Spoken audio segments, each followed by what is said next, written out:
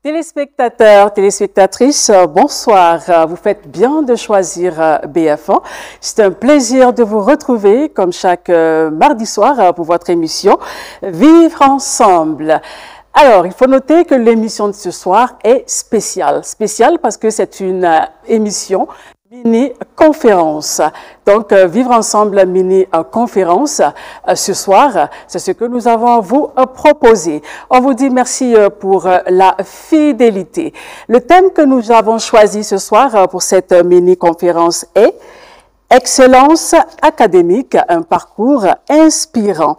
Alors, ce soir, nous allons comprendre le parcours académique, les clés de la réussite, les défis des études à l'étranger, rêves et réalités. Nous allons aussi découvrir l'importance de la famille dans la réussite et aussi faire un focus sur les femmes dans l'éducation. En tout cas, ce soir, nous allons être très édifiés. Mais avant de découvrir tout cela, nous allons partir sur le plateau, découvrir nos invités. Alors, notre conférencier de ce soir, c'est Monsieur Yabré Arsène, il est juriste. Bonsoir Monsieur Yabré. Bonsoir Madame. Merci d'être là sur ce plateau. Merci à vous. C'est un plaisir de vous avoir. Plaisir partagé. Et nous avons également sur ce plateau Madame Sinka Karidia. Il faut noter qu'elle est psychologue, conseillère conjugale, mais ce soir, elle est modératrice dans cette mini-conférence. Tata Sinka, bonsoir. Bonsoir. Merci d'être là avec nous. Merci infiniment. Toujours avec votre beau sourire. Ah. Ben voilà, chers téléspectateurs, pour cette mini-conférence, vu que le thème est excellence académique, bien sûr, on ne pouvait qu'avoir des étudiants comme public. Ce soir, nous avons les étudiants de l'ISFAC, l'Institut supérieur de formation Aimé Césaire. Chers étudiants, bonsoir. En tout cas, on vous dit merci grandement parce que chaque fois, vous êtes là pour nous accompagner. J'espère que vous êtes bien installés et tout se passe bien. Vous êtes beaux et belles dans vos tenues. Nous avons également sur ce plateau des mamans venues nous accompagner. Elles sont de l'association Mousso. Voilà, Mousso Nidambé. Voilà, je pense que c'est un là. Nous allons dire bonsoir à nos mamans. Bonsoir. Merci d'être là. Vous êtes toutes belles. Et voilà, chers téléspectateurs, si vous êtes bien installés chez vous, nous allons vous demander de bien vous installer pour suivre cette mini-conférence. Tata Sinka. Merci. Yabré, à vous l'antenne. Merci.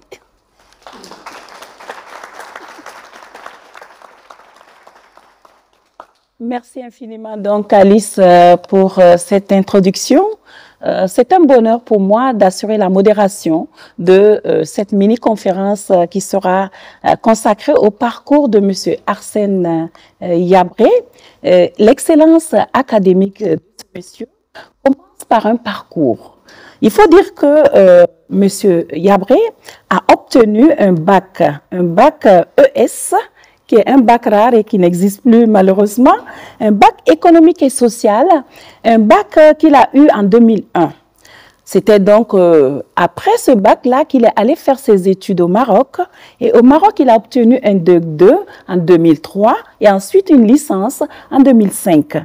Et leur licence correspond à notre bac plus 4 ici. Et il a fait un master en diplomatie et un DEA, c'est-à-dire diplôme d'études approfondies en droit communautaire en 2009. Il faut dire que Monsieur Arsène Yabré a participé à beaucoup d'activités de formation et a obtenu des certifications.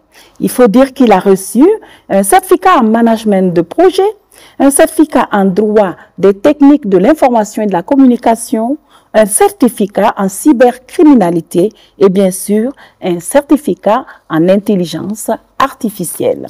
Ce qu'on peut ajouter sur ce brillant parcours, il faut dire que Monsieur Yabré est un brillant et compétent monsieur qui a eu un emploi au Burkina Faso comme conseiller des études et analyses, option droit. Il a également occupé le poste de chargé de l'application des techniques en information et communication comme conseiller technique. Actuellement, M. Yabré est juriste dans un projet du gouvernement burkinabé à composante régionale, c'est-à-dire multi-pays. C'est un bonheur pour moi de l'accueillir et avec lui, nous allons donc avoir deux parties. Une première partie où il va nous parler de ce brillant parcours académique et de son retour au Burkina Faso, les tenants et aboutissants d'un tel parcours. Il va nous parler tout à l'heure. Je vous demande de l'accueillir sous vos ovations.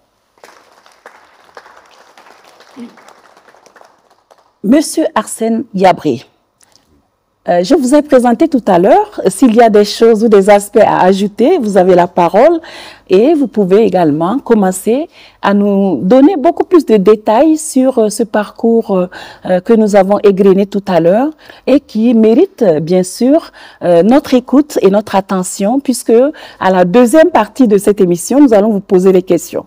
Alors, Monsieur Arsène, vous avez la parole. Merci, Madame Senka. Merci de nous accueillir et de nous permettre de partager notre expérience, aussi bien académique que professionnelle. Je souhaiterais juste camper le décor par rapport au contexte, puisque j'ai eu effectivement mon bac en 2001, donc en octobre 2001. J'ai eu l'opportunité d'avoir une bourse pour le Maroc. Donc le contexte, en ce temps et maintenant, a changé. Donc c'est sûr que les conditions d'études aussi ont évolué, mais un principe qui reste le même, c'est qu'il y a une phase d'études au Maroc, c'est-à-dire à l'extérieur d'une manière générale, et à le retour au pays. Donc, quelles que soient les études, quel que soit ce que l'étudiant vit, ces deux phases sont des phases qu'il faut vivre. Voilà. Quand vous allez à l'extérieur pour les études, il faudra finir, et ensuite, qu'est-ce qu'on fait? Donc, si on rentre ou on ne rentre pas, ça c'est une seconde phase. Et même si le contexte a évolué, ces deux aspects ne peuvent pas changer. Donc, on va essayer de partager l'expérience en français facile, pour permettre une compréhension à nos téléspectateurs. D'accord. Donc, je dirais qu'en 2001, lorsque le bac a été obtenu et que j'ai eu la bourse pour le Maroc, je précise qu'il y a le Burkina qui donne un complément. Le Maroc donne une bourse, le Burkina donne un complément. Et avant de partir, on vous donne ce qu'on appelle la bourse avec un trousseau. Donc, vous avez l'impression que c'est beaucoup d'argent. Je rappelle que c'était 37 500. On vous donne ça 3 mois. Et le Maroc donne une bourse de 90 000 chaque 2 mois. Voilà. Donc, nous, on est arrivé au Maroc, on a été accueillis, et ma ville d'études était Oujda, une ville qui est à l'oriental, où dans le temps, il fallait 9 heures de route pour pouvoir atteindre la ville. Donc, lorsque vous arrivez, vous avez l'impression que vous êtes riche, parce que vous voyez beaucoup d'argent que vous n'avez pas l'habitude de tenir en tant qu'étudiant, en sachant aussi du milieu où vous venez. Et nous avons été accueillis. Le premier élément, en fait, qui a été frappant, c'est que quand vous arrivez, vous êtes heureux de quitter la famille, parce que c'est une nouvelle découverte. Mais en même temps, vous avez peur. Parce que bon, vous devenez maman, papa, tanti, tonton, vous êtes en fait face à vous-même. Voilà. Et l'hébergement a débuté avec ceux qui avaient la possibilité d'aller louer au quartier, ce qu'on aimait dire, c'est d'aller louer une maison et y habiter. Il y a un coût. Si vous avez les moyens financiers, vous y allez directement en attendant l'aide au logement de l'État. Si vous n'avez pas les moyens, vous allez en cité. Bon, il y a d'autres, leurs écoles avaient une cité intégrée. Nous, on n'en avait pas, puisque c'est la faculté de droit. Nous, on était dans une cité où on était 6 par chambre. C'est un peu le contexte que je vous situe. Le box, on avait 3 box. Vous rentrez à un box en face, c'est des lits superposés, box à droite, à gauche, et vous êtes 6. Vous préparez dans la chambre. Vous travaillez, vous étudiez dans la chambre du moins, et aussi à l'extérieur selon. Et vous devez vous adapter par rapport à ce contexte-là.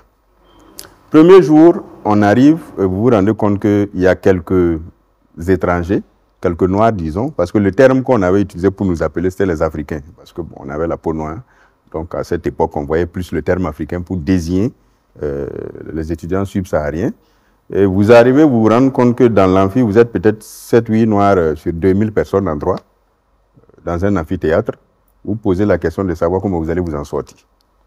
Donc, on a démarré les études. Premier cours, premier échange, quand le prof enseigne, vous avez des étudiants qui terminent la parole du prof. Donc, vous posez la question, bon, est-ce que toi, tu es intelligent? Parce que tu ne peux pas comprendre que tu arrives, le prof commence une phrase, la majeure partie termine la phrase. Bon, on a gardé le calme, on a passé aux premières évaluations, et on se rend compte que, bon, finalement, on était parmi les 3 premiers. Bravo. On se pose la question, mais qu'est-ce qui...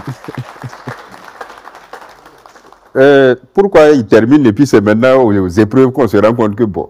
Et on a réalisé personnellement à ce moment qu'en fait, la plupart qui avaient déjà les cours, d'autres avaient repris. Et l'intimidation par rapport à l'étranger, bon, il fallait donner l'impression qu'on était meilleur forcément.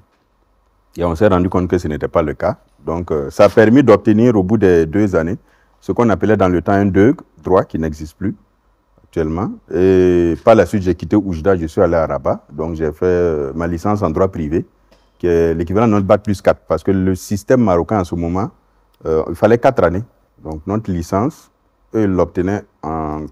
Ils appelaient licence, mais c'était un bac plus 4. Et parallèlement, je faisais une autre formation diplômante dans le master. Donc, il fallait jongler dans les 2 cours. Donc, ça veut dire qu'il faut finir le cours de droit, continuer à faire le cours de diplomatie en même temps, donc à leur école nationale d'administration, qui est l'équivalent de notre ENAM.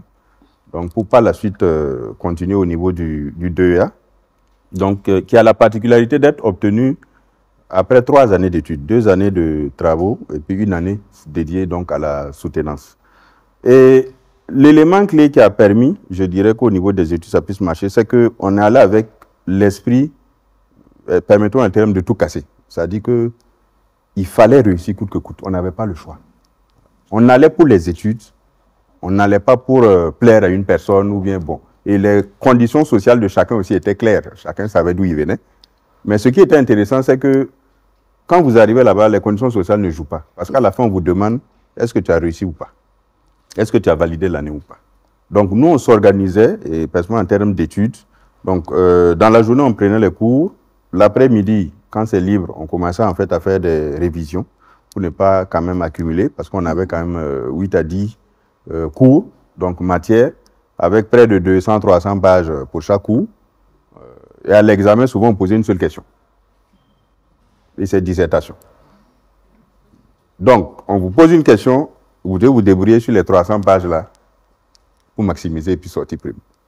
Donc, c'est ce qui s'est passé pendant la première année. Et on s'est rendu compte qu'il fallait s'acclimater aussi par rapport donc à la manière de vivre, la vie communautaire.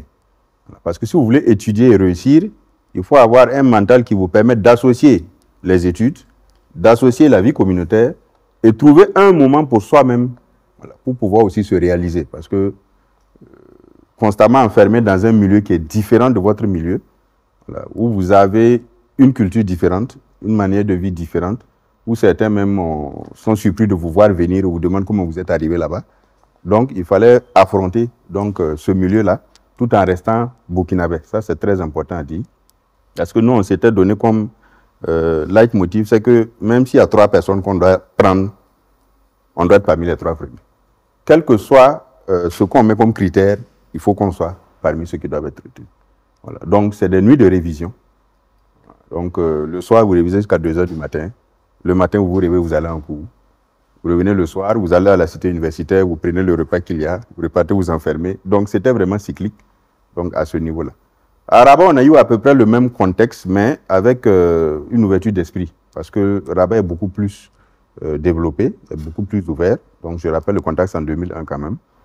Donc, qui a fait que là-bas, il fallait jongler entre la licence en droit, donc la maîtrise en droit, et le master en diplomatie.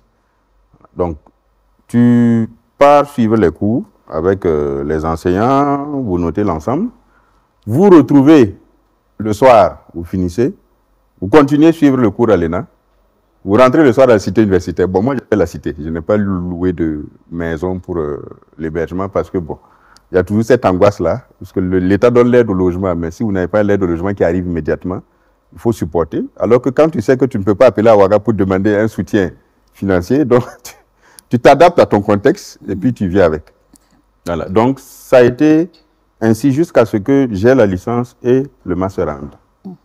Pour le DEA, la particularité, c'est que j'étais le seul noir. Donc, on était près de 50, je crois. Donc, vous arrivez, on commence déjà à vous regarder. On se demande... Donc, il y a une certaine concurrence qui est saine parce que chacun a envie de prouver qu'il est capable. Donc, on a commencé les cours.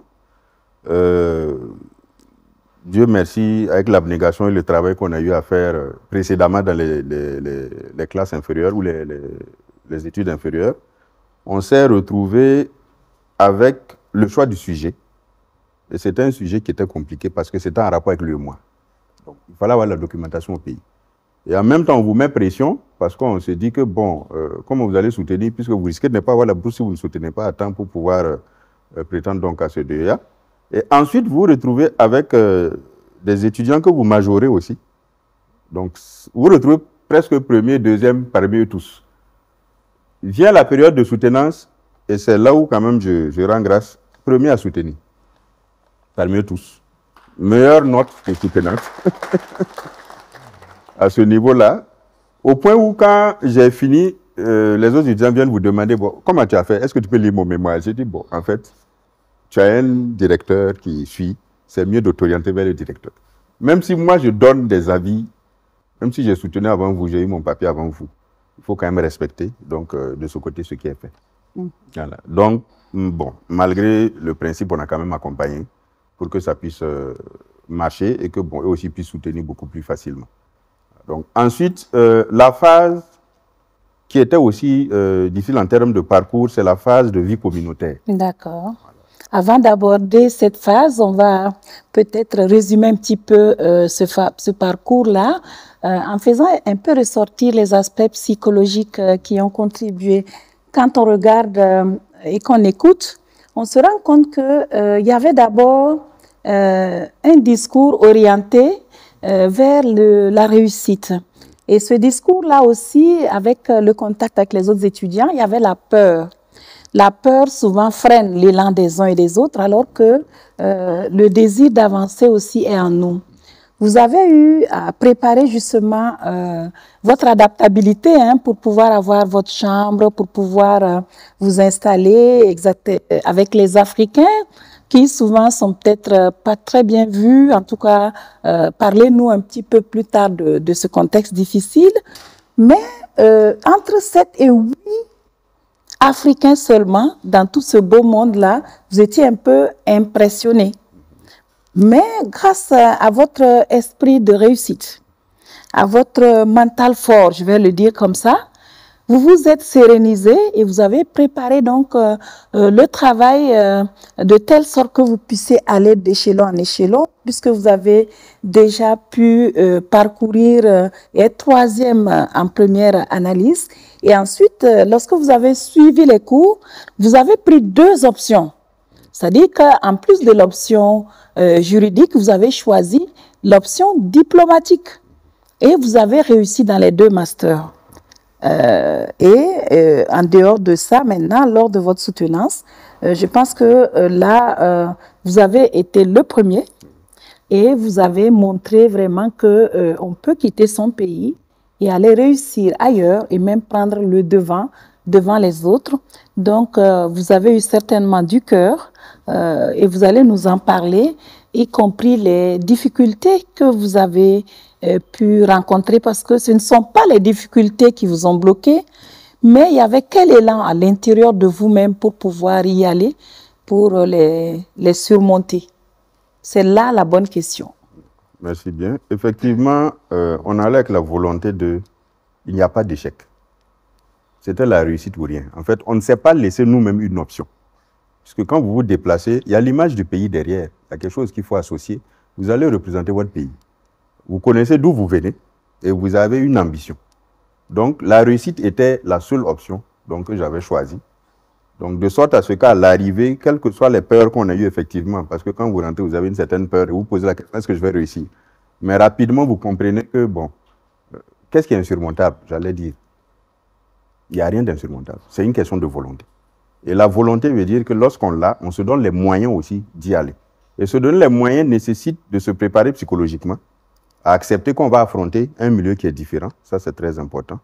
Psychologiquement, et puis accepter aussi qu'on est différent des autres. Accepter cette différence et se nourrir de cette différence pour s'améliorer. Donc, ça devient un défi. Quand vous croisez d'autres personnes qui veulent vous faire comprendre que vous êtes nul, permettez-moi le terme, parce que souvent on recevait ce type de message.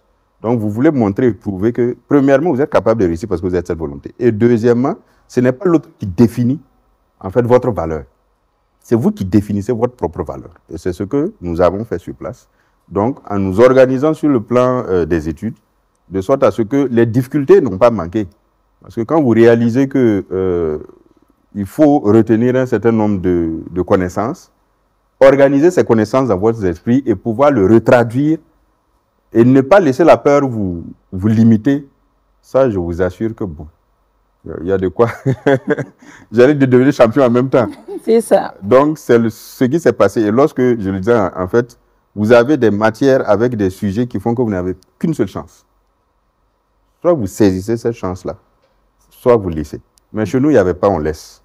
Voilà. Ça marche ou ça marche. C'était dans cette option. Ça marche ou ça marche. Voilà. Voilà. Allez-y. Ce qui fait que la peur a été relevée au second plan. Et le volet psychologique, c'est le mental d'acier. On avait un mental à toute épreuve, quel que soit ce qui se passait, quelles que soient les difficultés, quel que soit le regard des autres, tu savais que tu étais focus sur un objectif. Et se laisser distraire par ce que les gens pensent ou pensaient de moi n'était pas une priorité. Voilà. Vous avez beau penser, c'est une bonne chose. En quoi est-ce que ça change quelque chose chez moi? Absolument rien. Que vous m'aimiez, que vous me détestiez, que vous me trouvez intelligent ou pas, je me définis et j'avance. Donc, le principe même de s'accepter soi et savoir reconnaître qu'on a aussi des faiblesses vous permet de vous améliorer au niveau donc des études. Et ça permet de vous remettre en cause pour repartir, fouiller et mieux documenter. Donc, vous devenez vraiment tatillon en termes d'études et vous cherchez l'excellence. Donc, c'est ce qui vous motive davantage. Donc, être excellent en tout. La honte était il ne faut pas qu'à la fin de l'année, on dise que tu as échoué ou que tu as redoublé. Et surtout que tu perds ta bourse. Ah oui, parce que si tu n'as pas validé l'année une première fois, on renouvelle, mais une deuxième fois, c'est fini. Donc, il n'y a pas de plan B. Il n'y a pas maman, papa, quelqu'un, un oncle qui allait t'envoyer un franc. Bon, il n'y avait pas cette option. Donc, on était totalement dans la réussite. Et c'est ce que on avait un leitmotiv entre nous, Burkinabés, puisqu'il y avait d'autres nationalités aussi. Donc, il y avait une concurrence saine entre nous. Bon, voilà, vous avez près de 30 à 40 nationalités qui étaient représentées au Maroc. Et on avait d'autres sur place à Oujda. Et là, on avait entre nous cette décision de dire que, quel que soit ce qui va se passer, tu seras parmi ceux qui doivent être retenus si vous vous engagez dans quelque chose. Voilà. Et les Burkinabés, je peux le dire, on était, de manière communautaire, l'ensemble des étudiants au Maroc, on était toujours parmi les 3 premiers quand il y avait un prix d'excellence. Donc la communauté était vraiment marquée. Et ce qui est intéressant aussi, c'est que ce sont ces difficultés qui vous permettent aussi de vous forger donc, votre volonté propre en même temps. Et ça permet en fait de vous rendre compte que si vous abandonnez, à la fin, qu'est-ce qui vous attend? Bon, vous allez pleurnicher, ça n'apporte rien. Ça ne veut pas dire qu'il n'y a pas eu des moments où on n'a pas souffert.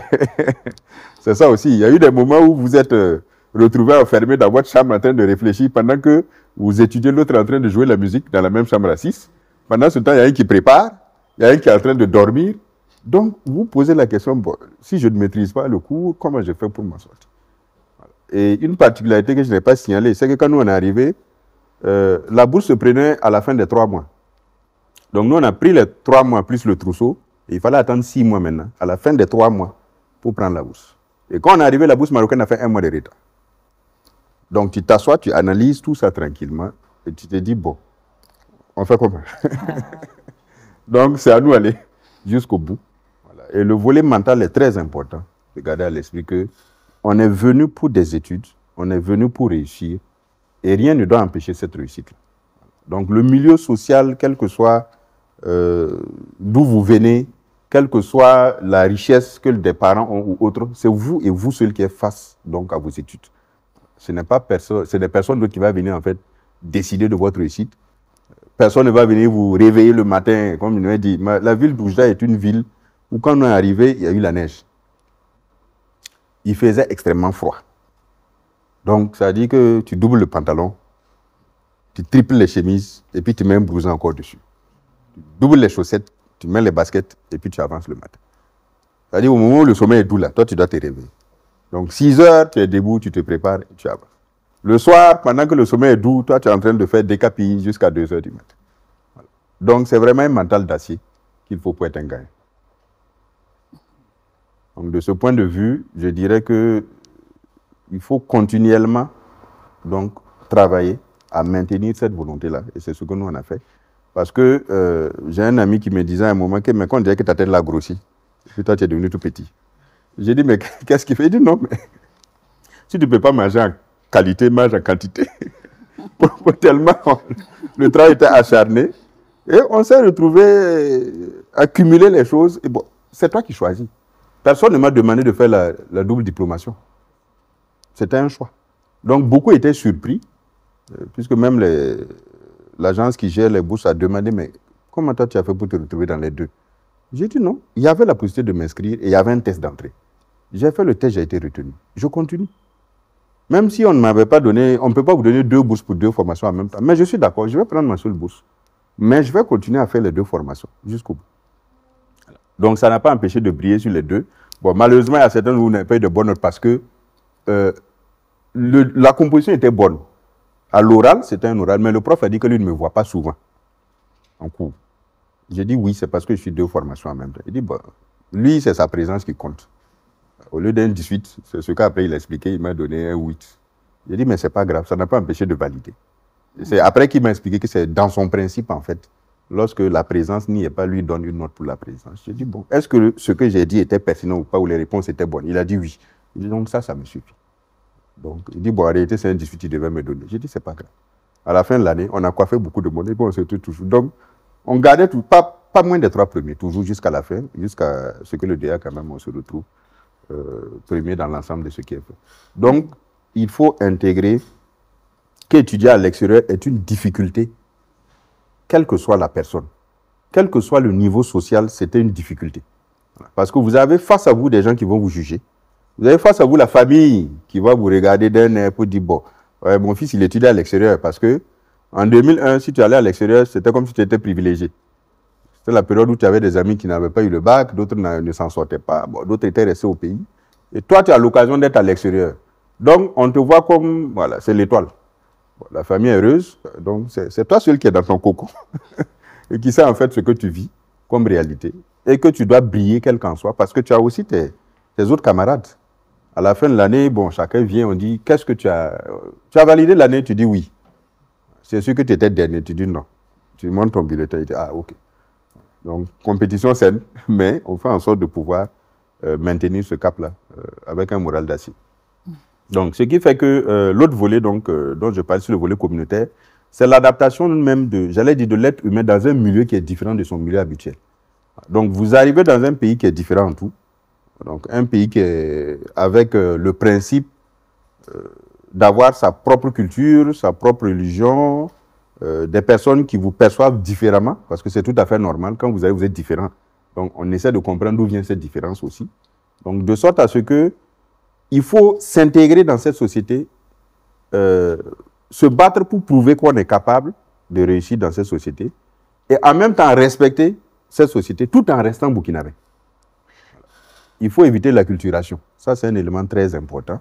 Donc, en maintenant le cap, on avait une expression, on disait que les Burkinabés, on les appelait les nabés. C'était notre diminutif. On dit Burkinabé, donc, entre nous, de sorte à ce qu'on s'organisait aussi en communauté avec une association pour pouvoir se retrouver, maintenir l'esprit du pays, donc créer ces conditions pour qu'ensemble, avec la communauté, on puisse faire briller aussi donc, tout ce qui était pays, tout ce qui était études, donc sur le plan intellectuel. Accepter aussi le fait que vous ne serez pas toujours aimé. Un élément quand même qui est très important en matière d'études à l'extérieur, pour pouvoir réussir, c'est d'accepter qu'on ne sera pas toujours aimé.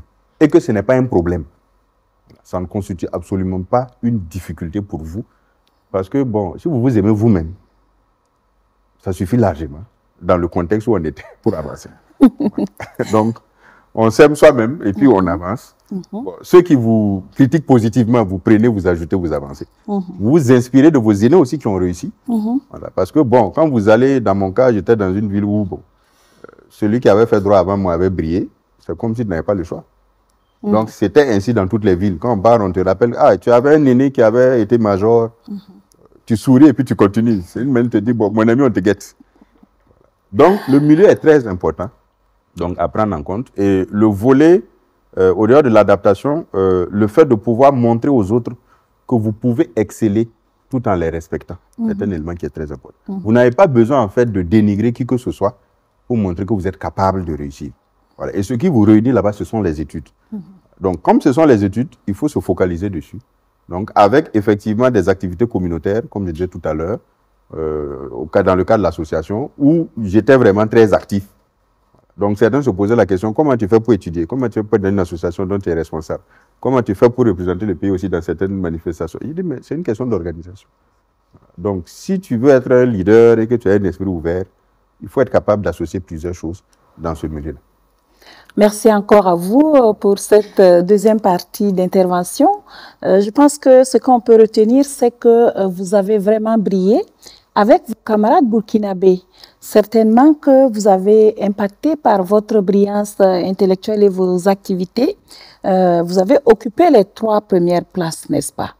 Ensuite, je vois que vous avez pu effectivement surmonter un élément psychologique très, très important qui est la peur et surtout un élément psychologique de la grande importance, qu'on m'aime ou pas, qu'on vous aime ou pas, qu'on vous apprécie ou pas, donnez les preuves par votre travail assidu, acharné, que vous êtes une bonne personne valable dans le respect de soi, dans le respect des autres et bien sûr dans le respect de la parole donnée. Et donc, à ce niveau, vous avez pris le courage ou le taureau par les cornes pour faire briller d'abord votre personne en termes de psychologie intérieure. Vous avez dit tantôt que vous avez un mental d'acier. Et ensuite, vous avez amené votre communauté à briller au milieu des autres communautés pour vous faire respecter. Alors, ici, nous nous rendons compte que tout se focalise sur la volonté. Donc, cultivons donc en tant qu'étudiant, en tant que maman et en tant que frère et sœur, un mental d'acier, mais aussi un cœur aimant.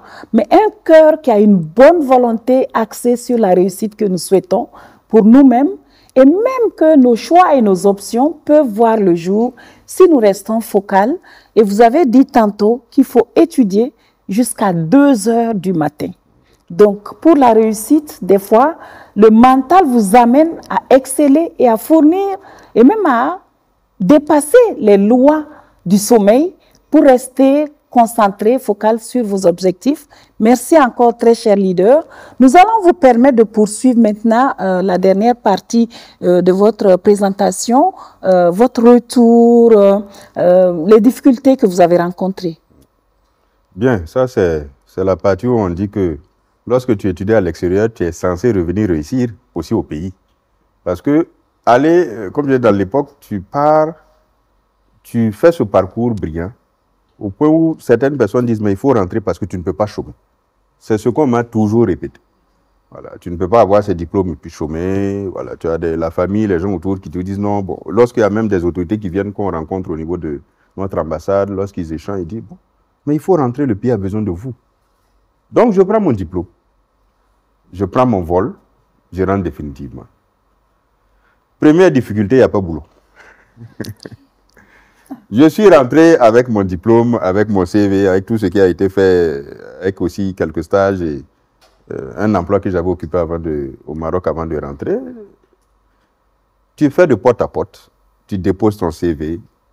Les personnes qui disaient que tu es brillant, ça va marcher, c'est des personnes que tu ne vois plus. Comme dit quelqu'un, ils ont totalement disparu. Lorsque vous appelez, bon, vous allez pour rendre visite, on te dit bonjour, on cherche quelque chose pour te mettre le carburant, alors que ce n'est pas ce que tu recherches. Donc, je suis rentré avec tout cela et j'ai chômé 5 ans. Waouh! Voilà. Donc, tout ce qui était brillant, que les gens considéraient comme brillant, tu te demandes, mais qu'est-ce qui s'est passé? En fait, qu'est-ce que tu as raté? Qu'est-ce que tu as raté pendant toute ces périodes d'études, malgré le fait que tu as pris plusieurs aspects en compte, tu t'es préparé? Qu'est-ce que tu as raté? Donc, première année, pas de nouvelles. Heureusement, j'avais travaillé 1 an au Maroc, j'avais fait des bonnes économies. En fait, je suis quelqu'un qui aime anticiper. J'aime dire que lorsqu'une opportunité vient, surtout une opportunité où tu gagnes des ressources, prépare-toi parce que tu ne sais pas ce qui vient demain. C'est comme ça que je fonctionne. Donc, j'ai fait en sorte d'économiser au maximum l'argent que je gagne, de payer les équipements en matière informatique, tout ce qui était nécessaire pour que si je rentre, je puisse, dès qu'il y a un emploi, me lancer moi-même sans attendre forcément qu'on m'équipe ou qu'on me donne un certain nombre de ressources. Parce que l'ordinateur aussi, l'accès était, je me souviens, très cher. Bon, on avait payé ça presque à 1 million dans les économies autres pour un ordinateur avec l'ensemble des équipements nécessaires. Et quand je suis rentré, pas de boulot. 1 an, rien. Il n'y a même pas de petit boulot. Deuxième année, j'ai commencé à voir, bon, est-ce que je peux appuyer certaines structures? Tu arrives aussi, on te demande qui t'a recommandé. Bon, tu dis, il n'y a pas de recommandation. Donnez-moi l'occasion, vous allez voir si je suis capable ou pas. Pas d'occasion. Donc, jusqu'à ce qu'un peu, bon, il y a eu certains qui ont demandé, viens nous appuyer sur le volet juridique, sur le volet commercial, sur un certain nombre de choses, parce qu'ils ont regardé, en fait, le CV et l'expérience professionnelle que j'avais, c'était dans le volet aussi commercial, marketing aussi. Donc, petit à petit, ils ont appuyé. Et puis, bon, il se dit, mais lui, il m'a posé une question, qu'est-ce qui fait que jusqu'à présent, tu n'as même pas eu un boulot? J'ai dit, mais qu'est-ce qui vous a fait que vous m'avez approché? Quel il a regardé mon CV? Il dit, mais ça devrait être de la même manière ailleurs. On devrait regarder le fait que vous réussissez vos études et qu'on vous donne l'occasion de prouver que vous êtes capable d'apprendre et de vous adapter. Et là où l'adaptation était aussi difficile, parce que le droit au Maroc n'est pas le même droit qu'au Burkina. C'est vrai, il y a des éléments de base inspirés donc, de la France, parce que c'est aussi un pays francophone, en termes d'enseignement, même s'il y a l'arabe aussi.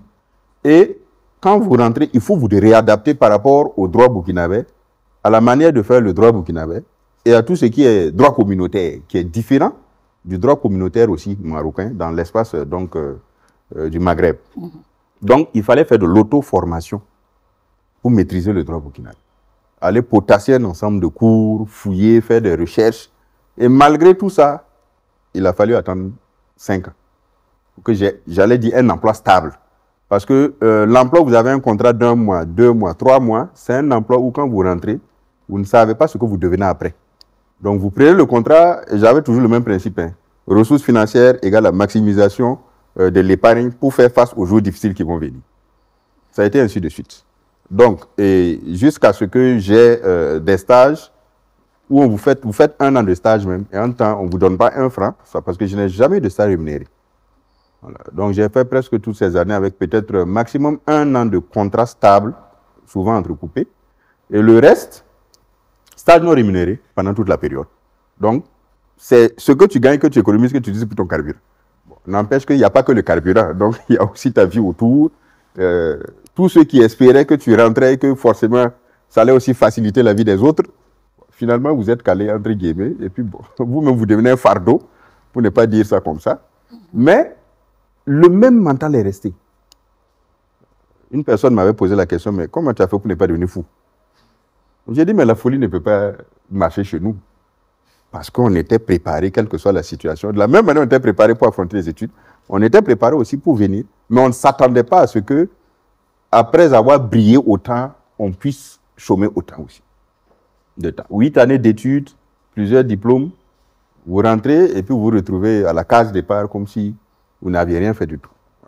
Donc, heureusement, j'allais dire, au fil en aiguille, au fur et à mesure, donc il y a eu ces opportunités qui se sont présentées. Donc, à travers aussi l'abnégation, l'effet de rechercher, ça veut dire que vous ne vous découragez pas. Et il y a une chose qui était aussi très importante, c'est de ne pas cacher cette situation.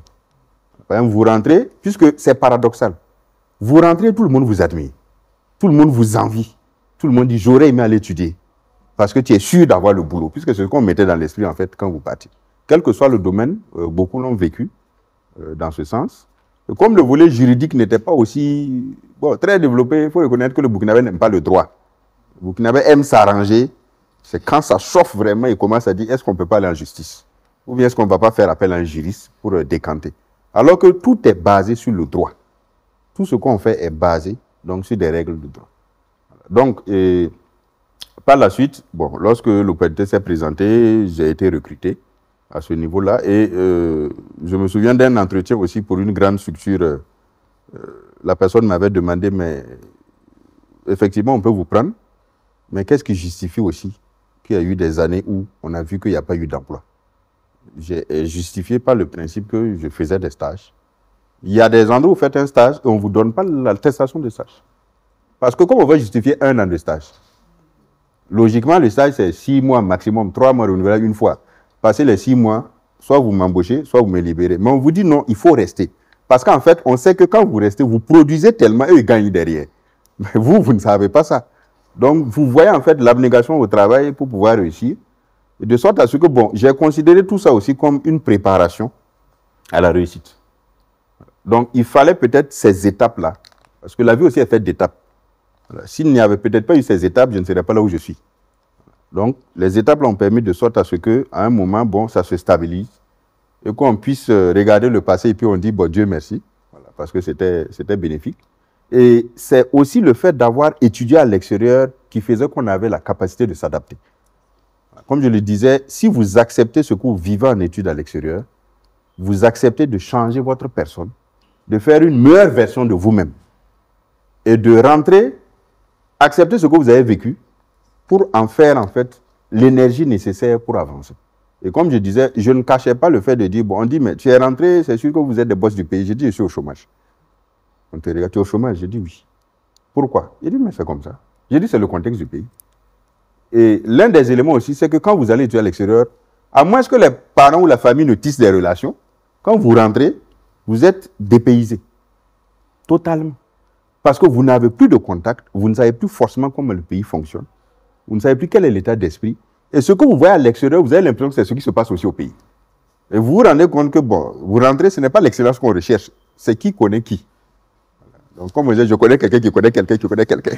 Voilà. Donc, moi, je n'avais pas compris ça, en fait. Et bon, moi, je suis ici d'un milieu où il n'y avait pas ça. C'est-à-dire, on te dit, tu dois briller par toi-même. Donc, de sorte à ce que cette transition, pendant la période, était une transition qui était difficile, mais que j'ai considérée comme très bénéfique. Donc, j'en parle parce que c'est vraiment quelque chose, bon, j'en parle rarement, mais c'est très important à partager parce que ça montre ta capacité de résilience, t'adapter quel que soit le milieu, ne pas avoir honte de soi, ne pas avoir honte devant les autres. Parce que je peux vous donner l'exemple d'un endroit où j'étais en stage pendant que d'autres petits frères qui sont allés en études venaient toucher gros. Ils te croisent et puis ils te saluent, Coro, tu dis oui, ça va, ouais. Et puis toi, tu es en stage. Voilà, mais lui, il est employé. Mais tu es heureux pour lui parce que tu dis voilà, tu es content parce que cet esprit communautaire qu'on avait, c'est que tu es heureux. On était heureux de voir les autres réussir. Nos aînés aussi, qui ont souffert avant de réussir, étaient heureux de voir que nous aussi on a réussi avant eux, pour certains, mais ça n'empêchait pas de garder donc cette solidarité donc, entre nous. Voilà. Donc, un passage du désert, comme on a dit, pendant un bout de temps, avant donc d'avoir un emploi. Et ce qui a été bien, c'est que toutes ces difficultés ont fait en sorte que lorsque j'ai eu le premier emploi, il n'y avait plus de peur. La seule chose qui t'inquiétait, c'est fais bien ton travail. De la même manière que tu as gardé l'esprit d'excellence dans les études, fais en sorte de pouvoir briller par ton travail. Voilà. Donc, un membre de la famille disait que, bon, on peut beaucoup te reprocher d'une manière générale, mais fais en sorte que le boulot, la famille autour, tu excelles toujours dedans. Donc, ce que tu ne connais pas, qu'on puisse te dire, je ne connais pas, je vais apprendre. Voilà. Et de sorte à ce que ça a été ainsi.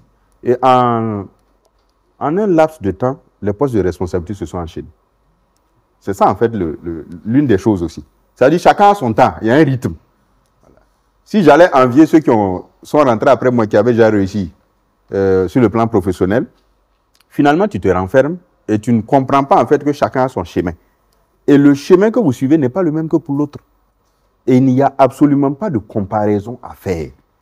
Voilà, parce que chacun suit son chemin. Il y a ceux qui avaient dévancé et qui, malheureusement, actuellement aussi rasent les murs. Donc, vous voyez un peu, donc on part du principe de comment tu traces ton chemin.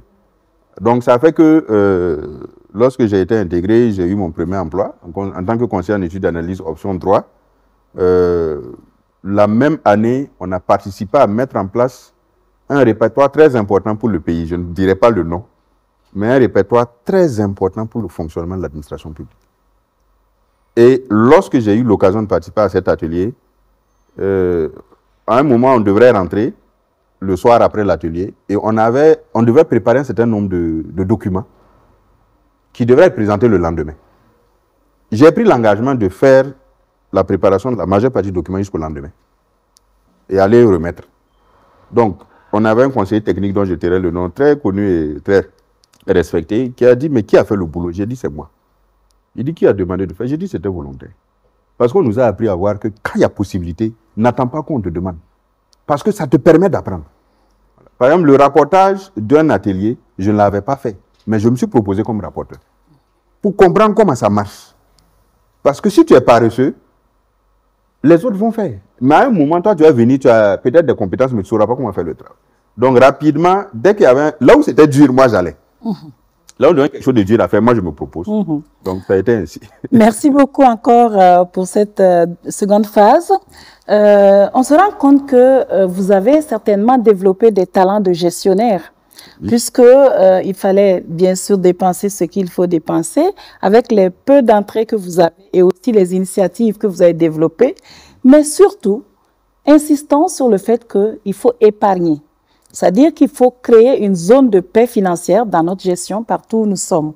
Ce que nous pouvons retenir de vos 5 ans de vie, de chômage, c'est que vous avez été vraiment choqué d'abord d'être au pays. Ensuite, l'équilibre entre l'échec et la réussite, il y a eu un peu de doute. Et vous vous êtes mis au travail. Et ce que je peux retenir à ce niveau, c'est que les stages préparent les étudiants à une grande réussite. Donc, vous ne vous êtes pas gêné de prendre des initiatives, d'aller dans des petits boulots, dans des stages, dans des apprentissages.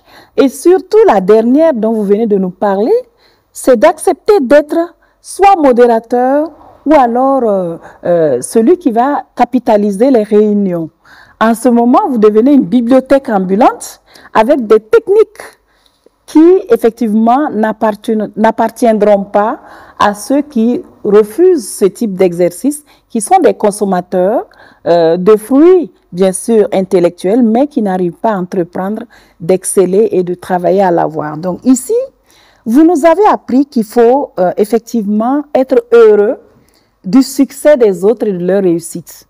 Ce qui est un état d'esprit communautaire qui est très important et qu'il faudrait effectivement qu'on partage sur ce plateau et bien sûr faire en sorte que le bien que nous faisons, on le prouve par notre travail, par la qualité de ce que nous faisons. Nous allons aller vers quelques conclusions de votre intervention pour ensuite déboucher sur quelques conseils que vous pouvez donner aux jeunes éventuellement, l'importance de la famille qui vous a permis d'être résilient et de pouvoir engranger effectivement ces différents succès et réussites.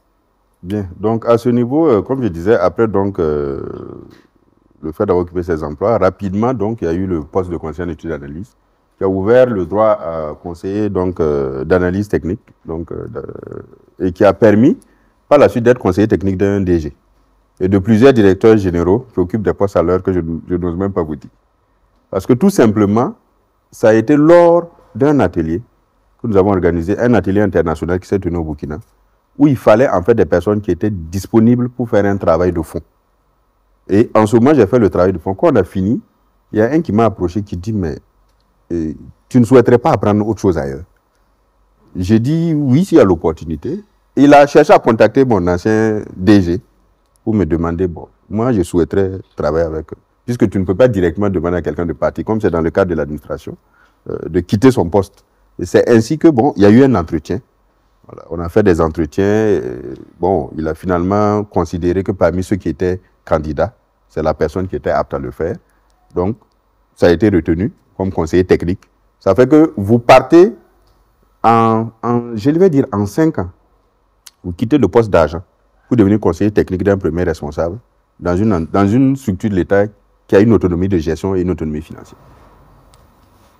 Donc ça, c'est des choses qui montrent que c'est la qualité du travail que vous faites qui va permettre que vous puissiez réussir. Et la famille est très importante, je fais le lien. Pourquoi?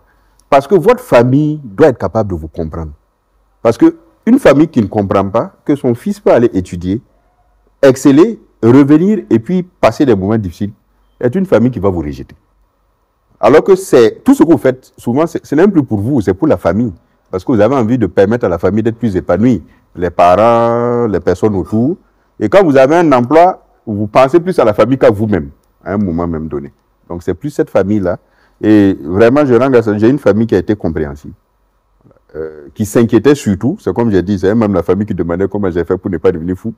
Parce que quelqu'un qui excelle, qui est toujours apprécié et qui traverse cette... Je dis, mais c'est aussi l'éducation que vous nous avez donnée. Vous nous avez éduqués à être des leaders. Vous nous avez éduqués à toujours faire face, quelles que soient les difficultés. Donc, qu'il vente, qu'il neige, je vous assure, où que vous me mettez, moi je m'adapte. Il n'y a pas ce milieu, quel que soit le volet, où je ne peux pas m'adapter.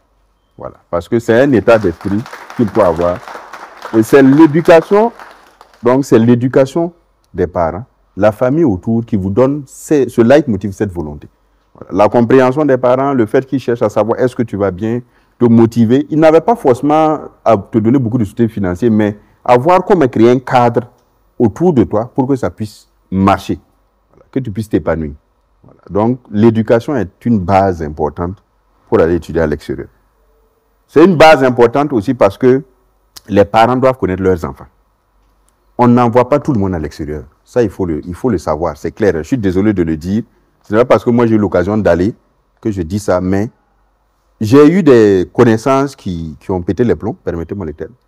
D'autres qui sont rentrés malgré qu'ils étaient brillants quand ils ont arrivé, même très brillants dans leur domaine, mais qui ont échoué toutes les 3 années jusqu'à ce qu'on les a rapatriés. D'autres sont rentrés dans la drogue, d'autres sont rentrés dans des types d'actions qui n'étaient pas bonnes. Pourtant, tout présageait la réussite de la personne. Pourquoi? Quand vous échangez avec la personne, c'est qu'il y a un problème en famille. Ou bien il n'y a pas d'accompagnement. Donc, il faut que les parents puissent détecter est-ce que l'enfant est mature pour aller étudier à l'extérieur en première année ou pas. Ça, c'est très important. Il ne faut pas se flatter. On ne parle pas étudier juste pour le fait de dire qu'on a quitté le pays. Si c'est ça, actuellement, le Burkina n'envoie plus de boursiers pour l'étude de droit depuis des années. Et moi, je suis d'accord avec ça, parce que ce n'était plus utile. Il faut maintenant envoyer tout en fonction des domaines clés du développement. Donc, il faut regarder si l'enfant est apte ou pas. Si l'enfant n'est pas apte, laissez l'enfant étudier. On a des bonnes universités, on a des bons enseignants, on a des bonnes conditions qui permettent d'apprendre. Donc, si vous avez la volonté, de sorte à ce que, en licence, vous finissez, vous pouvez aller maintenant pour le master, parce que vous êtes mature pour affronter la réalité. Voilà. Je ne parle pas de ce qui peut divertir des personnes là-bas. Il y en a qui sont passer tout leur temps à divertir, appeler les parents, inventer des histoires, prendre des millions, continuer à s'amuser, et puis rentrer sans diplôme. Donc, la maturité est issue aussi de l'éducation qu'on donne à l'enfant, de ce que les parents aussi sont prêts à accepter qu'eux aussi peuvent échouer dans certains aspects de l'éducation, et se remettre en cause pour dire « mon enfant n'est pas encore prêt pour sortir ». Ça, c'est très important. Voilà. D'où la base de l'éducation pour que l'enfant aussi puisse par la suite réussir. Donc, en termes de conseils, c'est surtout d'avoir un esprit ouvert, d'accepter de se remettre en cause, de s'aimer soi-même, de pouvoir défendre l'idéal auquel on croit et se donner les moyens pour y aller. Voilà. Donc, c'est vraiment la volonté, donc un mental d'acier, une santé vraiment mentale qui fait que, quel que soit le milieu, vous êtes capable de vous adapter. Aimez votre prochain, même si on vous fait du mal, ça, parce que rendre là, ça ne sert à rien, ça je vous assure. Vous aurez plusieurs étapes dans votre vie qu'il faut accepter. Parce qu'en réalité, chaque étape est une réussite. Et surtout, sachez une chose, la réussite n'est pas une réussite collective, parce qu'il n'y a pas une seule réussite. On ne peut pas définir la réussite d'une manière générale pour tout le monde. Il y a des personnes, la réussite, c'est avoir un boulot, être marié, des enfants. Ça s'arrête là. Il y a d'autres, c'est avoir l'argent, même si je ne suis pas marié, je n'ai pas des enfants, je n'ai rien fait pour qui que ce soit, j'ai tué tout le monde, ça le suffit. Voilà. Parce qu'on en croise du tout, vous aurez l'occasion. Donc, c'est pour vous faire comprendre que ce que vous définissez dépend de vous, votre valeur dépend de vous. Voilà. Prenez les critiques qui peuvent vous aider à vous construire. Ce qui ne permet pas de construire, moi j'aime dire, tu mets ça à la poubelle, et puis tu avances. Parce que demain, tu es face à toi seul. Les mêmes personnes qui te critiquent ne seront pas là. Hein. Voilà. Donc, c'est vous qui déterminez votre valeur et votre réussite. Ce que je peux donner. Merci beaucoup. Merci infiniment à M. Arsène Yabré. Nous avons appris beaucoup de choses et acquis aussi de la force psychologique intérieure. Nous nous sommes dit que à ce stade de votre intervention, l'éducation est centrale. Il faut avoir des valeurs humaines morales et aussi patriotiques, parce qu'on l'a remarqué dans votre intervention, pour réussir une solide expérience, à la fois d'étudier et de réussir dans son pays. Aujourd'hui, nous comprenons également que seule la maturité, qu'elle soit en interne ou à l'externe, permet à un être humain donc de prendre sa vie en main, d'apprendre à s'affirmer, mais sans s'imposer aux autres, tout en travaillant, en accompagnant les autres. Finalement, on finit par maîtriser certaines choses et on nous fait confiance et on nous laisse travailler. Aujourd'hui, on est heureux de vous avoir avec nous. À ce stade, nous allons aussi recueillir les avis les commentaires et bien sûr les questions du public qui est venu pour nous aider à mieux égrener donc ce parcours éloquent. Nous avons la chance d'avoir les mamans qui sont là avec nous de l'association Mousso Nidambé et nous avons le bonheur d'avoir les étudiants de l'ISFAC qui nous accompagnent depuis de longues années. Alors, à présent, nous allons leur donner la parole pour donner leur appréciation, pour donner un petit commentaire, mais aussi pour poser des questions ou alors, pour ne pas dire challenger aussi peut-être vos idées. Voilà, parce que c'est ça aussi l'intellectuel et c'est ça aussi la capacité d'ouverture dont vous avez parlé tantôt. Merci encore à tous et à toutes. Donc, à présent, vous avez la parole pour soit poser des questions ou faire des commentaires. Et la première personne qui voudrait prendre la parole, je regarde à ma droite. Oui, on a un monsieur qui voudrait prendre la parole. Vous vous présentez? Je suis Dr Birba, directeur académique de l'ISFAC. Je voudrais vraiment remercier le conférencier et l'invité parce que ce n'est pas facile de parler de soi. Donc, pour ce brillant parcours, nous tenons vraiment à lui dire merci, d'accepter de partager sa vie avec nos étudiants. Et dans cette perspective-là toujours, d'espérer que parmi nos étudiants aussi, il y a des vies qui soient des vies de modèles, hein, pour qu'ils puissent être aussi, à leur niveau aussi, invités d'honneur un jour, pour pouvoir donner cet exemple-là aussi aux autres. Parce que ce que nous cultivons, c'est quoi? C'est que quand on a regardé l'intervention, quand on a suivi l'intervention de l'invité, il y a un mot qui a gouverné tout cela, c'est la discipline. C'est la discipline parce que, alors, pour réussir à quitter son pays, aller ailleurs, réussir et revenir, il faut une bonne dose de discipline. Je vais le dire comme ça. Discipline au niveau des études, discipline au niveau de la vie de tous les jours. Et les jeunes qui sont avec nous doivent comprendre que quand on veut être leader, quand on n'a pas une vie axée sur la discipline, l'échec est au rendez-vous. Parce que ici, le conférencier a mis l'accent sur un mot qui est très important, l'excellence. L'excellence. Et nos jeunes qui sont avec nous doivent comprendre qu'aujourd'hui, comme j'aime leur dire tous les jours, il ne s'agit plus d'être un simple étudiant avec des diplômes. Parce que nous sommes dans un monde qui est hautement concurrentiel. Donc, ils doivent comprendre que chacun doit aspirer à devenir vraiment excellent dans son domaine et dans une vie toujours axée sur la discipline. Et en face des difficultés qui naîtront, ils doivent comprendre que l'essentiel, c'est quoi? C'est le mot qui est là, qui doit être leur compagnon éternel. Le mot résilience. C'est quoi la résilience? C'est être capable de résister face aux chocs qui viennent de l'extérieur. Quelle que soit la difficulté, quelles que soient les circonstances, ils doivent tenir bon parce que quand on a une vision, dans la vie, il faut faire de cette vision une réalité. Donc, c'est encore remercier le conférencier pour son intervention. Merci. Et que cet exemple partagé là soit vraiment un modèle pour nos jeunes qui sont avec nous aujourd'hui. Merci bien, je vais m'arrêter là. Merci bien, Monsieur Birba. Merci infiniment donc pour cet encouragement. À présent, nous allons peut-être donner la parole à nos mamans, puisque l'importance de la famille a été soulignée. Et bien sûr, la famille, c'est bien sûr papa, maman, les enfants, les oncles, les tantes. Et les femmes jouent un rôle important dans l'éducation et souvent dans la sensibilisation des enfants pour leur réussite. Et souvent, ce n'est pas rare de voir une maman pleurer pour dire « Je t'en prie mon fils, fais l'effort, avance ». Donc, le micro pour que nos mamans puissent dire un mot sur le parcours de M. Yabré et ce que ça les inspire. Et éventuellement, s'il y a des questions, vous pouvez poser des questions. Madame Kouma, je rappelle que Madame Kouma est la présidente de l'association Mousso Nidambé et que c'est sous son leadership donc que toutes ces femmes se sont réunies. Et on dit merci à l'invité, voilà, pour son parcours. Et on a tout ce qu'il a dit. C'était un parcours d'excellence. Voilà, donc étant une mère, bon, à leur époque, on s'est dit qu'il n'y avait pas, comment on appelle ça, les réseaux sociaux. Voilà, donc c'était difficile. Souvent, tu veux parler à maman, tu ne sais pas comment tu vas faire. Tu veux parler à papa, tu ne sais pas comment tu vas faire. Et il est parti pour Russie et bon, on a vu que vraiment il avait la force de réussir. Et cette force, vraiment, on dit merci. Et quand il est revenu au pays encore, on a vu que la souffrance, ça ne s'est pas terminé. Voilà, donc, étant une mère, bon, en tout cas, quand on a écouté son parcours, vraiment, c'est, je veux dire, ça fait plein d'émotions, quoi.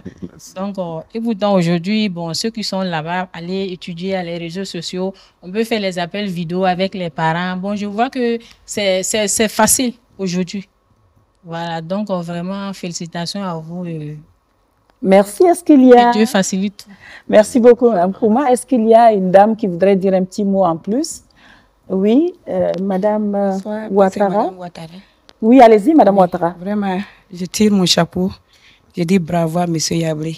C'était pas facile, mais il a pu remonter. Bravo. Oui. Maintenant, est-ce que de l'autre côté, il y a quelque chose à ajouter? Les étudiants, est-ce que vous avez des questions à poser à M. Yabré? Parce que vous avez écouté, mais est-ce que vous voulez bien interagir avec lui et éventuellement même le challenger s'il y a lieu? Parce que c'est le monde académique qui veut ça. Le débat des idées. Est-ce qu'il y a quelque chose à dire? Oui. Bonsoir. Bonsoir. On va tout d'abord dire merci à l'invité pour son partage. Ses félicitations. Félicitations surtout parce que, bon, je vais éviter de dire ce que tout le monde a si bien dit. Moi, j'aurais une question. Comparativement à un étudiant qui a obtenu son bac dans les années 2000, 2001, ici au Burkina, qui est poursuivi en tout cas ses études ici, et comparativement à l'invité qui, en tout cas, a eu la chance d'aller étudier à l'extérieur, s'il y avait à faire une comparaison entre les deux, est-ce qu'il se dit qu'il allait être en mesure d'être ici ce soir, d'occuper la posture dans laquelle il est, avec les mêmes expériences et avec le même vécu, si toutefois il était resté au pays? Votre nom? Binbouré Khalil, je suis étudiant en 3e année de transport et logistique. Merci. Alors, vous avez compris la question. Oui. Est-ce que si vous étiez ici, vous alliez avoir le même résultat que ce que vous avez eu à l'extérieur et la même résilience, Monsieur Arsène? Merci. Bon, de comparaison n'est pas raison. Mais en fait, oui et non. Parce que celui qui serait resté aurait mieux compris le milieu. Ça aurait été peut-être plus difficile parce qu'en ce moment, il y avait des périodes où il y avait eu des années blanches, des difficultés pour l'enseignement, surtout en matière de droit, avec une surpopulation au niveau de l'UO. Il n'y avait pas beaucoup d'établissements privés en ce sens. Donc, la personne allait traverser plus de difficultés et devrait peut-être se réorienter vers d'autres options qui permettaient d'avoir un boulot plus facilement. Voilà. Donc, j'en connais certains. Bon, lorsqu'on échangeait, après que je sois rentré, pour certains, bon, ils vous disaient que nous, on a eu une meilleure opportunité. Parce qu'ils ont traversé les difficultés, au fait que souvent, ils ont lâché les études. Ils ont dû chercher rapidement à faire des travaux rapidement avec le bac. Voilà. Donc, ils ont atteint des niveaux, pour certains, liés au fait qu'ils connaissaient l'environnement. Donc, du Burkina mieux que moi, qui était hors du pays en ce moment. Mais, en contrepartie aussi, ils n'avaient pas aussi, pour certains, cette ouverture d'esprit. Parce qu'ils étaient restés focalisés sur ce qu'on apprenait. C'est bien, ce n'est pas bien, on dit de faire. La remise en cause, pour certains, n'était pas là. Alors que nous, on a eu l'occasion d'aller à l'extérieur et de voir d'autres qui font d'une autre manière. Et quand on fait d'une autre manière, tu as la volonté d'amener ce qui est bien chez toi. Et quand tu arrives, tu trouves que les gens ne sont pas prêts à ce qui est, entre guillemets, bon. Parce qu'on a nos pratiques et nos habitudes qu'il faut changer. Alors que s'il y a une chose qui est difficile, c'est le changement de l'être humain. Tout à fait. Par rapport à son milieu. Tout à fait. Donc, je dirais que oui, parce que l'extérieur te permet d'appréhender et de découvrir davantage de choses, d'affronter des difficultés que celui qui est resté n'aurait pas connues de la même manière. Je prends l'exemple des appels que Madame a donnés. Nous, on n'avait pas ni de réseaux sociaux ni rien. En ce moment, il fallait appeler à l'équivalent de près de 600 francs la seconde. Donc, tu mettais, tu allô, oui, ça va, et puis tu coupes. On t'entend 30 secondes, 1 minute, c'est bon. Tu coupes dans ta bouche une partie pour discuter. Et bon, il n'y a pas... Quand tu galères et que la bourse est en retard, tu ne peux pas te nourrir. Bon, nous, on avait, je ne vais pas donner de nom, mais on avait l'équivalent de notre gari, là. Tu mets ça, tu tapes un peu dessus, que tu manges, tu cadenasses l'estomac et puis tu fonces. Personne ne sait ce que tu vis, mais Quand tu sors, on dit, ah, tu bosses, oui, oui. Mais derrière, là, tu ne sais pas.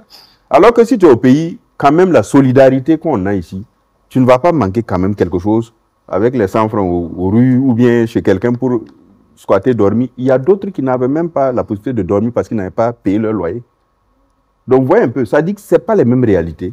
Mais celui qui est sorti ouvre mieux son esprit et côtoie tellement de cultures que lui-même, il comprend que la vie ne se résume pas à son nombril.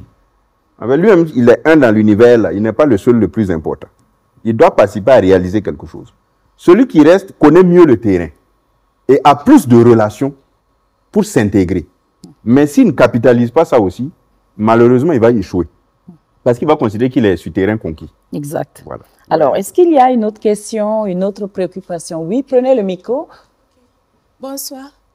Moi, je réponds au nom de Sinou Benazir Abiba, étudiante en transport logistique à l'Institut supérieur de formation Aimé Césaire, la fierté d'apprendre et d'entreprendre. Ma question est la suivante. Vous dites que durant votre formation, une fois que vous êtes rentré au pays, il y a eu un tas de latence de 5 ans. Et ma question est la suivante. Pourquoi n'avoir pas entrepris en ce moment? Et pourtant, vous dites être économe à cette époque. Merci pour la question. Effectivement, entreprendre, je ne vais pas contredire certains grands entrepreneurs. On n'entreprend pas à partir de rien. Ce n'est pas à partir de zéro. Hein. Je suis désolé. Ça, c'est une réalité et je parle de ma réalité. Je suis prêt à discuter de qui souhaite, avec qui veut sur cette question. On n'entreprend pas avec zéro. Parce que même le stylo et le bic, là, ça s'achète. Et il faut que quelqu'un soit vous paye ça. Et en fait, je ne l'ai pas abordé. J'ai entrepris, mais pas dans le sens où on dit créer un business pour faire autre. Mais en prenant dans mon domaine, j'ai proposé mes services pour accompagner les structures. Parce que pour entreprendre, comme je l'ai dit, il faut connaître le milieu, ça c'est un. Il faut même, j'allais dire, faire une étude de faisabilité même par rapport à est-ce que ce que je vais entreprendre là va marcher ou pas. Est-ce que c'est un besoin? Est-ce qu'il y a un besoin? L'entrepreneuriat vient combler un besoin. S'il n'y a pas de besoin, mettez 1 milliard, vous allez échouer. Parce que vous n'aurez pas compris qu'est-ce que je vais te donner comme produit. Et en ce moment, il y avait des entreprises qui voulaient des personnes, mais qui ne voulaient pas les embaucher, en fait, totalement. Je veux que tu me donnes des conseils qui me permettent de gagner, mais je ne veux pas te payer un gros salaire. Vous voyez un peu? Donc, j'ai entrepris à ma manière, en faisant en sorte de pouvoir donner des conseils. Voilà. Donc, j'ai eu à enseigner, mais j'ai refusé des cours aussi. Parce que je ne voulais pas enseigner pour enseigner. Parce que vu le niveau, on me demandait, si tu viens enseigner, je suis sûr que le savoir que tu as sera transmis. Mais j'ai refusé pour certains. Pourquoi? Parce que si tu viens enseigner, mais que tu n'as rien à transmettre par rapport à la réalité, c'est comme si tu viens juste combler un vide. À la fin, tu vas émarger, prendre ton argent, mais demain, le même étudiant va dire qu'il ne m'a rien appris. Ah, voilà. Donc, l'entrepreneuriat était une forme différente en 2009. Et vraiment, il fallait avoir des personnes pour accompagner, pour pouvoir aller dans quelque chose qui est coûteux. Donc, ça fait que, sachant que j'étais plus dans la position de m'assurer de ne même pas dépendre, de dépendre au minimum de la famille ou de qui que ce soit financièrement, j'ai préféré miser sur ce qui doit me permettre d'être équilibré, en durée, et faire des activités d'appoint qui me faisaient rentrer de l'argent. Ok. Nous comprenons donc que vous avez fait des choix et des options stratégiques qui correspondent un peu à votre personnalité profonde. Nous avons entendu, moi je voudrais poser une question. Il ne faut pas se cacher à soi-même. Vous avez dit qu'il ne faut pas cacher sa situation à soi-même. Vous avez voulu être sincère avec vous-même pour dire aux gens, je suis rentrée, bien sûr, avec tous mes diplômes, mais je n'ai pas encore d'emploi. Alors, est-ce que les gens qui ont le courage de dire leur réalité un peu difficile, et peuvent effectivement se faire accepter dans un milieu, est-ce que ça crée une opportunité plus grande? Je dirais oui, parce que le fait de s'accepter soi-même veut dire qu'on reconnaît qu'il y a des limites, qu'on reconnaît qu'il y a des situations qu'on peut améliorer. Et si vous ne vous ouvrez pas, c'est comme on aime dire, hein, si tu ne vends pas ta maladie, tu n'as pas le médicament. Donc, ça fait qu'il y en a qui vous acceptent et qui disent, bon, au moins, on connaît ta situation. Mais il y a d'autres qui refusent. Ils disent que, bon, en fait, tu mens. C'est parce que tu n'as pas envie de donner quelque chose. Voilà. J'ai croisé un ancien camarade de classe. Quand je suis arrivé, je dis, ah, que les grands hommes, que vous êtes allés à l'extérieur, vous êtes bien. Bon, il faut me filer un peu d'argent. Et j'ai dit, actuellement, là, moi, je suis coincé. Que c'est comme ça. Voilà. Tu ne veux pas me donner quelque chose, c'est tout. Sinon, toi, tu ne peux pas chômer. Et vous entendez tellement de ces phrases qu'à la fin, vous dites, OK, je ne cache pas pourquoi. Parce que c'est ma réalité. Mais quelle est la honte? Moi, je ne vois pas où est la honte. C'est une étape de ta vie que tu dois accepter, valoriser pour que demain, lorsque tu vis une situation, ça devient bon. En fait, tu souris. C'est-à-dire, quand tu crois les difficultés, toi, tu souris parce que tu as déjà vu pire que ça. Voilà. Donc, c'est très important donc, de le dire ouvertement. Vous pouvez ne pas être compris, mais c'est comme j'ai dit, le jugement des autres, là, ne vous occupez pas de ça. Exact. Ce n'est pas les autres qui déterminent votre valeur parce que vous rentrez dans ce qu'on appelle la manipulation. Et si vous croisez des personnes qui aiment manipuler, ce sont des personnes qui vont se dire, vous êtes fragile, je vais exploiter cette fragilité et essayer de vous amener à faire des choses qui sont contraires à vous, vos valeurs. Voilà. Et je dis, c'est les valeurs qu'on a gardées, que j'ai gardées, qui font que il y a des postes que j'ai refusés. Il y a des situations que j'ai refusées parce que ça t'amène à faire des choses qui ne sont pas, qui sont contraires au droit. Exact. Donc, et je peux vous dire, si j'avais accepté à l'heure là, bon, je ne serais pas au BF. Bon, en tout cas, merci. Il y a encore beaucoup de questions. Je pense que de ce côté, il y a encore une question. Et là aussi, oui, je vous en prie, allez-y. Bonsoir, monsieur Yahweh. Oui, bonsoir. Je réponds au nom de Guiro Abdul-Razak, étudiant en 2e année de transport et logistique.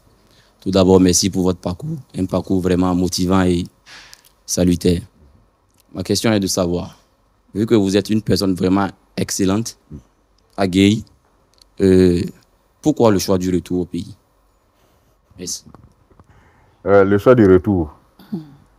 Vous aurez pu rester? Oui. Vous aurez pu rester au Maroc? Exactement. Parce que j'ai eu un emploi où j'aurais pu rester. J'avais une opportunité de continuer en Europe aussi. J'ai refusé. Vous voyez, quand on partait, nous, on avait la volonté de rentrer, développer le pays. On a dit, on part, l'État nous a donné une bourse. On va aller travailler. On va faire en sorte que là où on allait constater qu'il y a mieux là, on puisse avoir la même chose et même plus. Donc, voilà. Ça, le retour était un choix. Ça, je le dis clairement. Je n'avais pas de contraintes qui faisaient que, bon, il y a la famille qui était là, on dit de rentrer, oui, c'est vrai. Mais j'aurais pu décider de continuer. J'avais l'opportunité de continuer. La famille allait comprendre.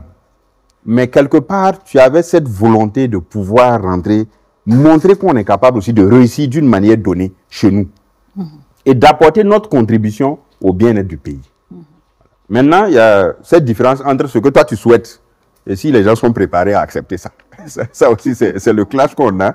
Parce que comme je disais, vous rentrez, vous pouvez proposer des choses. On sait que c'est bien.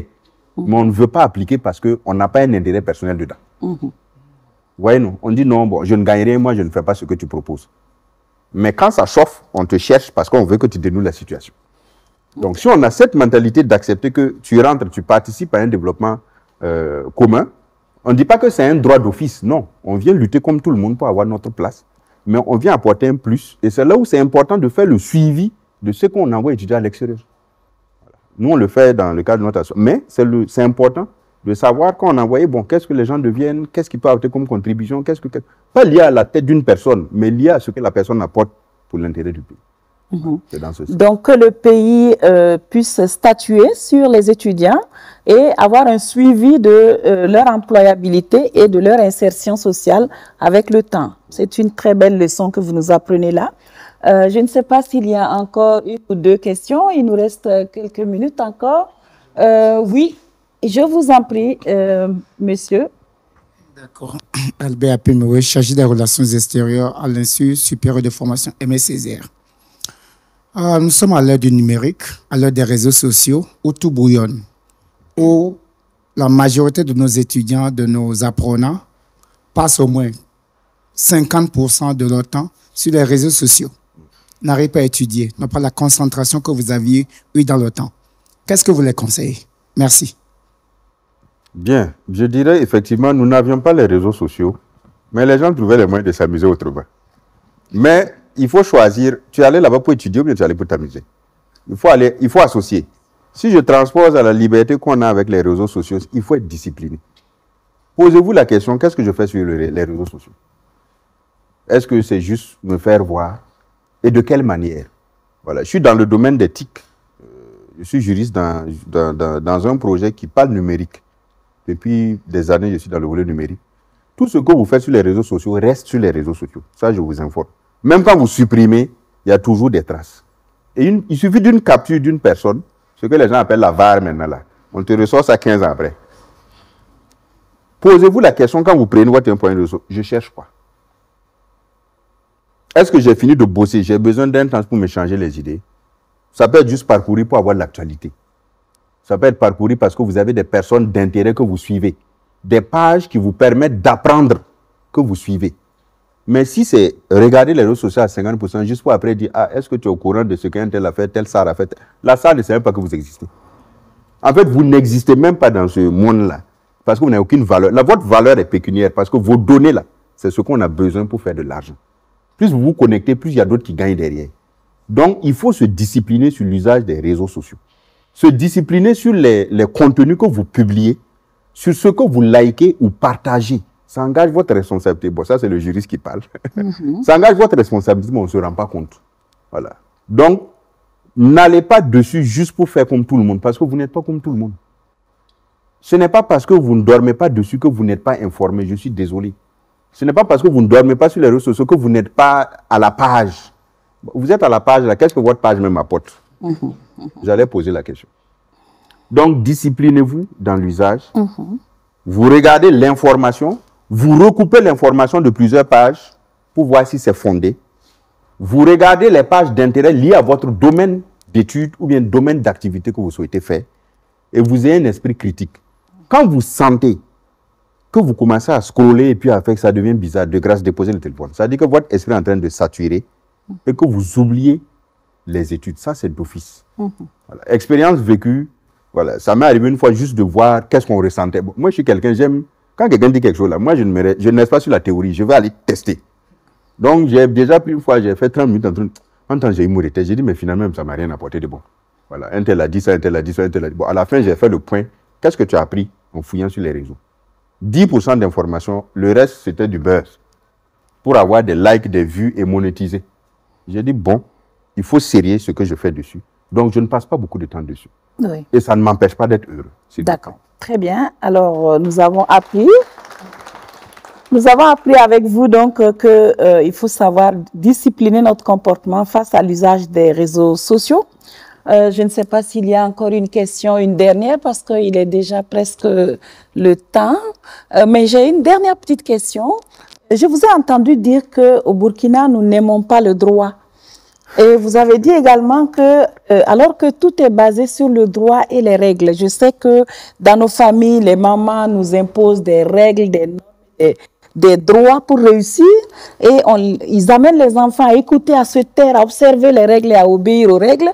Et vous dites qu'on n'aime pas le droit au Burkina. Oui, je parle de mon expérience, parce que les règles qu'on a en famille, il y a des règles qui sont coutumières. Il y a des règles en fait qui sont liées en fait aux valeurs de chaque famille, liées à la tradition, à la religion, que chacun veut transmettre à ses enfants. Ça, c'est un aspect où il est important de les comprendre, de les accepter, et souvent même parfois le remettre en cause, parce que ce n'est pas toujours bien fondé. Ça dépend de comment on le transmet. Si on le transmet dans l'amour, c'est différent de quand on transmet dans la haine vis-à-vis d'une autre personne. Donc ça, c'est un élément très important. Maintenant, aimer le droit d'une manière générale au Burkina, c'est le fait que, quand vous regardez, que ce soit en matière commerciale, sur un certain nombre de textes que nous prenons, nous ne les appliquons pas.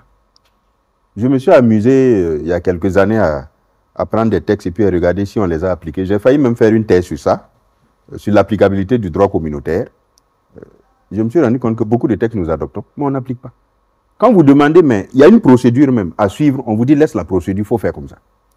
J'ai dit, mais le faire comme ça, là, pourquoi on a mis la procédure? C'est parce qu'on sait que ça va aboutir à un résultat. Si la procédure n'est pas bonne, on relie la procédure pour l'adapter pour avoir un résultat. Et surtout, ce n'est pas le résultat, c'est l'impact après. Et quand vous approchez une personne pour dire, bon, je prends un exemple terre à terre aussi, j'ai une spécialisation en droit du travail. Vous dites à une personne, quand vous signez un contrat de travail, il faut le faire lire. Il dit non. Que lui, il regarde juste son salaire, il touche combien là, ça suffit. Derrière, il y a des engagements que vous prenez. Après, quand ça chauffe, il vient, est-ce que tu peux regarder? Il n'a pas envie que vous voyez son salaire. J'ai dit, mais noircis ton salaire et puis tu photocopies le contrat à mener. Moi, ce n'est pas ton salaire qui m'intéresse. Il y a d'autres règles, que ce soit dans l'administration, le secteur privé. Quand on dit d'appliquer, on appelle, allô, est-ce que tu peux m'arranger ça? On arrange sur quoi? Ce n'est pas sur des règles de droit.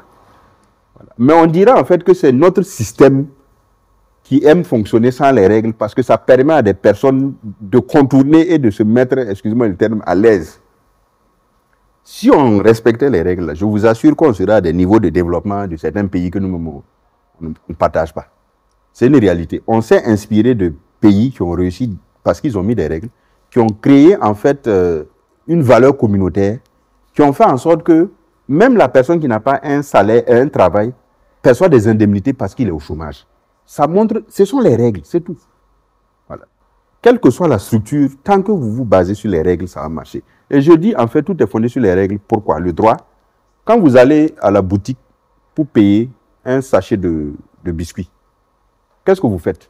Vous arrivez, le vendeur vous dit le biscuit fait 50 francs. Vous donnez 50 francs. Vous savez que vous avez droit à un biscuit. Quand vous donnez 25 francs, est-ce qu'il vous donne le biscuit? C'est une règle de droit. C'est un usage qui est devenu règle.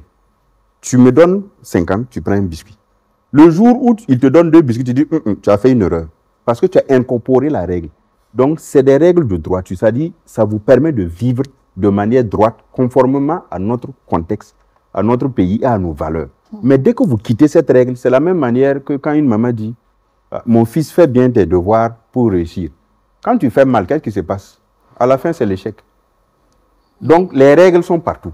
On choisit de les respecter ou de ne pas les respecter, mais aussi il faut choisir d'assumer les conséquences par la suite. Donc, nos valeurs que nous transmettons, que nos parents nous transmettent, père, mère, oncle, tout, tant que nous ne les respectons pas, l'échec est programmé. On peut les remettre en cause parce qu'on constate une évolution de la société. Mais là aussi, il faut se poser la question. Est-ce une évolution positive? Si elle n'est pas positive, mais on n'est pas obligé d'aller vers là. Donc, il faut se connaître, poser des règles qui sont adaptées au contexte, les respecter nous-mêmes. C'est ce que j'aime dire. En droit, il y a le principe de l'égalité. L'État a l'obligation de respecter ses propres règles. Donc, toute personne, toute structure a l'obligation de respecter les règles qu'on édicte. Merci beaucoup, en tout cas, Monsieur Arsène Yabré. Un dernier mot, un mot de la fin pour ce public et cette émission consacrée à votre parcours. C'est vous remercier pour l'opportunité que vous me donnez de partager ma modeste expérience avec tout le monde.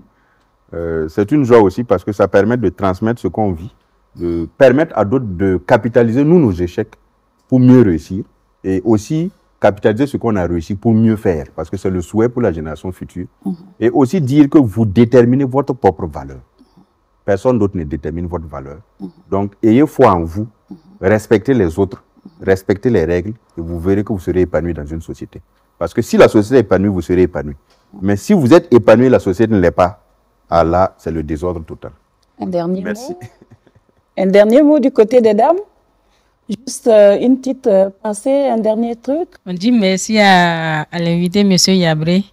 Voilà, c'est vrai que on a reçu des côtés négatifs et des côtés positifs aussi.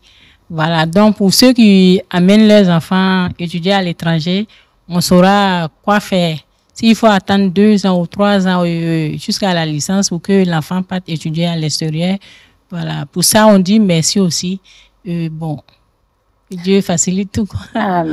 Merci. Un dernier mot. Alors, c'est dire merci à BF1 et merci à l'invité parce que c'est des leçons de vie qu'il a données à nos jeunes et que cette vie puisse vraiment inspirer ceux dont nous avons la charge de former pour qu'ils soient à leur tour, comme je l'ai dit, aussi des modèles demain. Donc, nous disons merci pour avoir accepté de partager sa vie avec ce jeune public. Merci bien. Merci bien. Merci encore à tous et à toutes d'avoir pris part à cette émission consacrée à Monsieur Arsène Yabré. Il faut dire que l'éducation est solide et nous avons beaucoup appris avec lui. Au stade de la fin de cette émission, je vais inviter Alice à clôturer cette émission. Merci beaucoup, Tata Sika. Chers étudiants, on va encore applaudir pour Monsieur Yabré. Ben voilà, chers téléspectateurs, c'est tout pour cette mini-conférence pleine de motivation et aussi de conseils. En un mot, il faut du courage, de l'abnégation, le don de soi, un mental d'acier pour une excellence académique. Nous allons dire merci à Monsieur Yabré Arsène, notre conférencier du jour. Merci beaucoup pour votre apport. Merci pour les conseils. En tout cas, nous avons été très édifiés et nous espérons vous retrouver prochainement sur notre plateau. En tout cas, les portes de BF1 sont grandement ouvertes pour vous. Disons également merci à notre modératrice de ce soir, Tata Sinka. Merci beaucoup. Merci. C'est très agréable de vous écouter chaque fois. Et nous disons également merci à l'association Mousso Nidambé. Voilà, nos charmantes mamans. Merci à ces charmants étudiants. En tout cas, on ne sait pas comment vous dire merci, parce que chaque fois quand on a besoin de vous, vous êtes là. Et j'espère également que vous avez été édifiés par ce que M. Yabré a dit. On vous souhaite beaucoup de courage, beaucoup de succès, parce que vous êtes l'avenir de demain. Donc on applaudit pour vous-même. Ben voilà, vous, chers téléspectateurs, on se dit au revoir. On se donne rendez-vous une autre fois pour une autre mini-conférence. Prenez bien soin de vous et restez connectés sur BF1, la chaîne au cœur de nos défis.